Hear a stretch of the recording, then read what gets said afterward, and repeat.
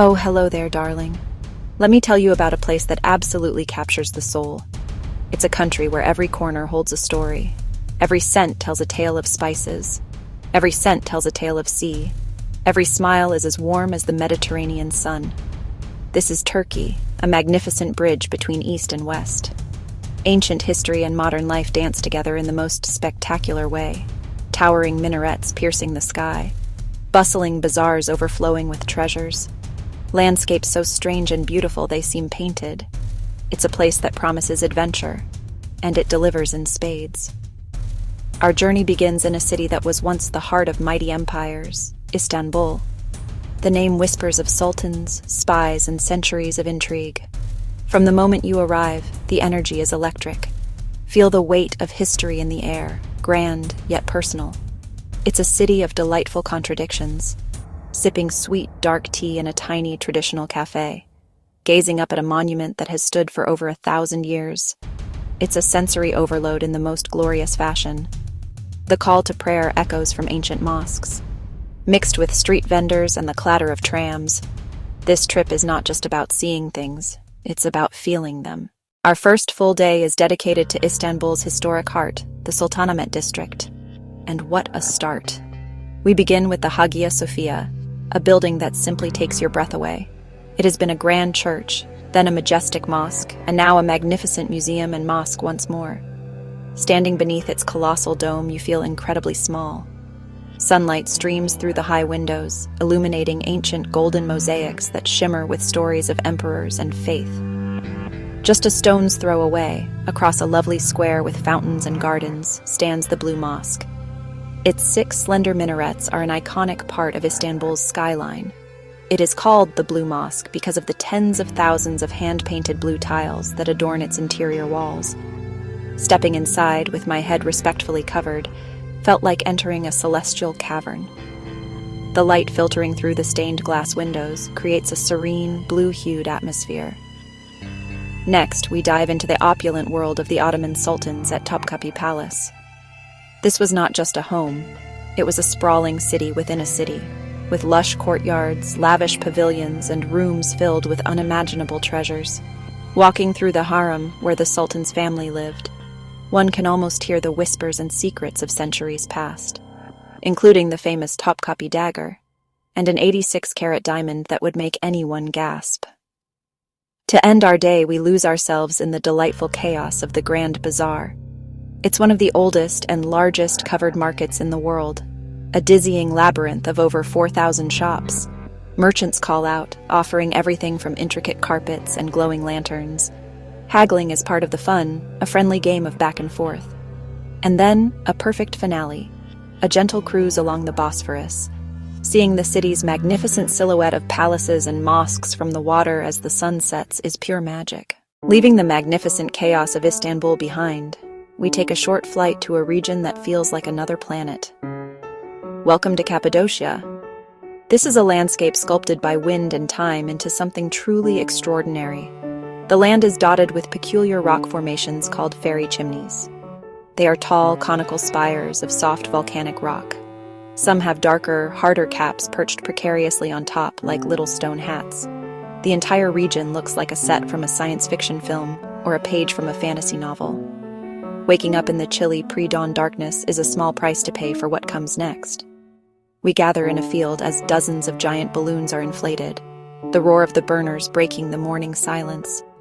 Then, with a gentle lift, we are airborne.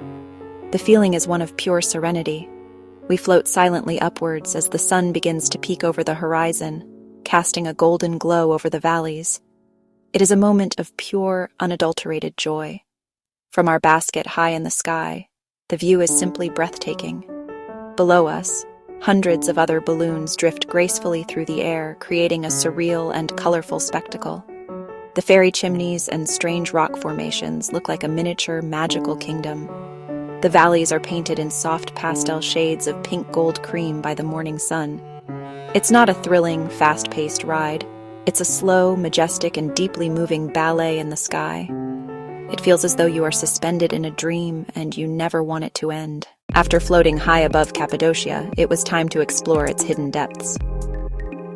One of the most mind-boggling things about this region is the existence of entire underground cities. We visited Pamukkale, one of the largest and most impressive. These subterranean complexes were built by early Christians to hide from invaders. It is an incredible feat of engineering. We descended through narrow, sloping passageways into a maze of tunnels and rooms spread across several levels. It's a bit of a squeeze in places, but utterly fascinating. Living quarters kitchens with ancient ovens, stables for livestock, churches, wineries. Huge, circular stone doors, like giant millstones, could be rolled into place to block the passageways from intruders. Ventilation shafts, cleverly disguised on the surface, reached down to the lowest levels, providing fresh air. It is a testament to human ingenuity and the will to survive. Standing deep underground, you feel a profound connection to the people who carved out this sanctuary with their bare hands so many centuries ago. Our exploration of Cappadocia's unique geology continued with a walk through some of its most famous valleys. We wandered through Devrant Valley, also known as Imagination Valley, where the rock formations take on whimsical shapes. For our final Cappadocian experience, we visited a local pottery workshop in the town of Avanos. Our journey then took us southwest to another of Turkey's natural wonders, bright white travertine terraces with people wading in turquoise pools. This is Pamukkale, which means cotton castle in Turkish, and it truly looks like one.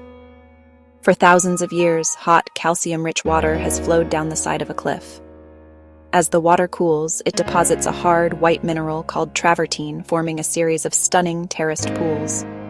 The effect is a dazzling white landscape that cascades down the hillside. It's one of the most surreal and beautiful sights I have ever laid eyes on. Walking on the terraces is a unique experience. You have to take your shoes off to protect the delicate formations, and the feeling of the warm water flowing over your feet is lovely. The travertine surface is a bit rough in some places and smooth and slippery in others. We paddled in the milky blue pools, which are said to have healing properties. The contrast of the brilliant white rock against the deep blue sky is absolutely spectacular. Perched right at the top of this white castle is another treasure, the ancient Greco-Roman city of Hierapolis. This was a thriving spa town in ancient times where people came from all over the Roman Empire to bathe in the therapeutic waters. The highlight of Hierapolis is the antique pool, also known as Cleopatra's Pool. This is a thermal pool where you can actually swim amongst ancient Roman ruins. Soaking in the warm water surrounded by palm trees and history is a truly unforgettable way to end a day of exploration. For our final destination, we traveled to the Aegean coast to visit one of the most magnificent ancient cities in the world, Ephesus. Walking into Ephesus is like stepping directly back into the glory days of the Roman Empire. This was once a bustling port city, a major center for trade, a major center for religion, and its ruins are incredibly well preserved. We walked down the marble road, the same stone-paved street where Roman chariots once rumbled. You can still see the grooves they left behind. It's easy to imagine the street lined with shops filled with citizens in togas, going about their daily lives. The scale of the city is simply staggering. The undisputed star of Ephesus is the Library of Celsus. Grand two-story facade of the Library of Celsus under a blue sky. Columns, intricate carvings, statue representing wisdom, statue representing knowledge, statue representing virtue, statue representing thought. It was built to store 12,000 scrolls and to serve as a monumental tomb for Celsus, the former governor of the province. We also visited the Great Theater, a colossal amphitheater that could hold 25,000 spectators. First, the site of the Temple of Artemis, which was one of the 7 wonders of the ancient world. Sadly, very little of this once enormous temple remains today. Just a single, lonely column standing in a marshy field. Our Turkish adventure concluded with a visit to a small, peaceful stone house on a green hillside. This is the House of the Virgin Mary. It is believed by many that Mary, the mother of Jesus, was brought here by St. John and spent her final years in this very spot. The atmosphere is one of profound tranquility and reverence. It was a gentle and contemplative end to our whirlwind tour. This journey through Turkey has been an absolute delight, a spectacular parade of history, culture, and natural beauty that has completely stolen my heart. What an adventure.